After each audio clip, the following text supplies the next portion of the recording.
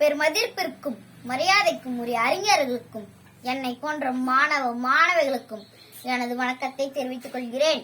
என்னை சிறியவள் என்று எடை போடாதீர்கள்.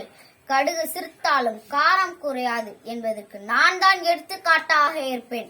ஏனென்றால் என்னிடம் தன்னம்பிக்கை இருக்கிறது. வெல்வேன் என்ற தன்னம்பிக்கை இருக்கிறது. தன்னம்பிக்கை என்றால் என்ன? தன் மீது நம்பிக்கை வைப்பதுதான் தன்னம்பிக்கை ஆகும். கையில் பணம் இல்லையே, நமக்கு நண்பர்கள் இல்லையே என்று நினைக்காதே. தம்மோடு தன்னம்பிக்கை இருக்கிறது என்று நினை. வாழ்க்கையில் முன்னேறலாம், விண்ணை தொடலாம். உலகையே ஆட்டி படைக்கும் சக்தி உன்னை தேடி வரும் என்று நினைத்தால் நிச்சயம் முடியும். தன்னம்பிக்கையை கைவிடாதே. யார் எது வேணாலும் சொல்லட்டும். நம்மிடம் தன்னம்பிக்கை, விடாமுயற்சி மற்றும் கடின உழைப்பு ஆகியவை மூன்றும் இருந்தால் நாம் எதிலும் எளிதாக வெற்றி பெறலாம். முடியும் வரை முயற்சி செய். உன்னால் முடியும் வரை அல்ல, நீ நினைத்த காரியம் முடியும் வரை.